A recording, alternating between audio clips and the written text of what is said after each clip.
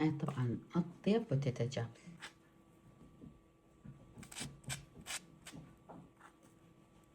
هنا قلت إذا يحبوها الحبايب راح ننزلها لهم صغير، وأكيد راح أنزلها حبايبي. هاي البوتيتا جاب طريقة سهلة وبسيطة.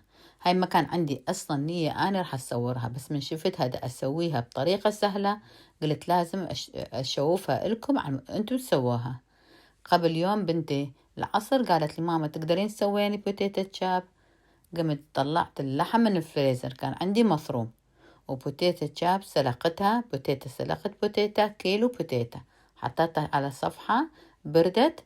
الثاني يوم أنا قشرتها وبديت أحضر الحشوة. شوفوا حبايبي هاي البوتيتا ناخذها للبوتيتا جاب. أحسن نوعية أخذوا الكبار، ما تاخذون الصغار. هاي تكون بالكياسة بالصغار من الكيلوات لا تاخذوها، تكون فل أحسن.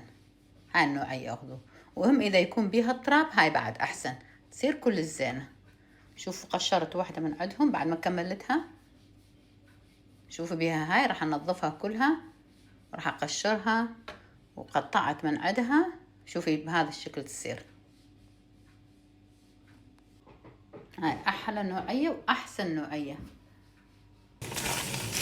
نضيف بصل ولحم فلفل أسود وماجي غذورات شوية ماجي مال طبخ، وحطيت ملعقة صغيرة مال 7 بهارات اللي سويتها أنا.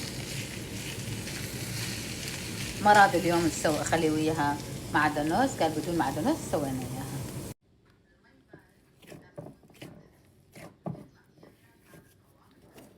هاي حطيت هنا بس بوتيتا تقريبا كيلو، وملعقة أكل نشا، ماجي غذورات، فلفل أسود. شوفوا بدون ما أحط بقسم بيها أو خبز، ما حطيت أي شيء، بس ما عدا ملعقة أكل نشا ويا كيلو بوتيتا شوفتها لكم.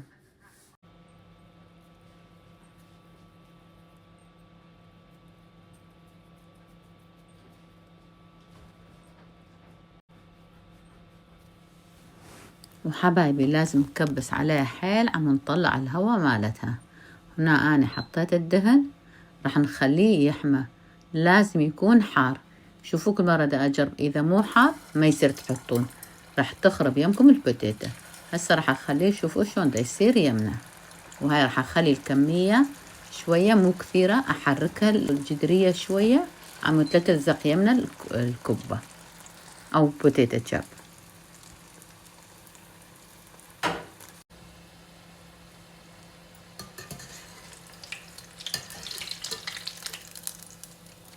أتمنى تجربوها، صدقوني راح تجربوها وتدعولي، وما راح تتأخرون بيها.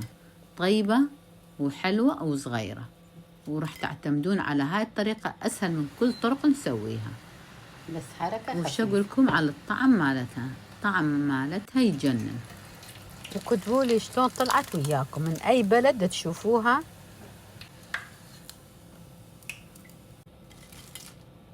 يلا من نستاهل لايك وشير واشتراك بقناتي، واتمنى لا تنسون المتابعة وسووا الشير خلي يشوفوا الحبايب. وشكرا كل من دا يدعمني، ربي يرزقكم. تخبل. والمقادير كلها راح اكتبها لكم، طريقة سهلة وبسيطة. هسه العصرونية قلنا خلي نسوي شوية بوتيتا جاب. بالعافية عليكم وعلى نشوفكم بخير، مع السلامة. وشوفوا الفيديو ولازم كتبوا لي شلون طلعت وياكم.